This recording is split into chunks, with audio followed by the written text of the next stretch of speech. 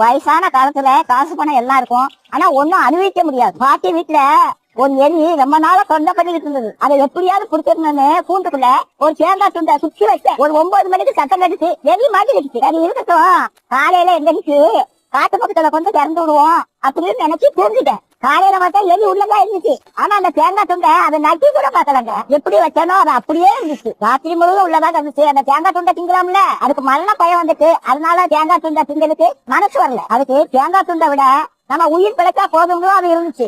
அதே மாதிரிதாங்க காசு பணத்தை சேர்த்து வச்சாங்க.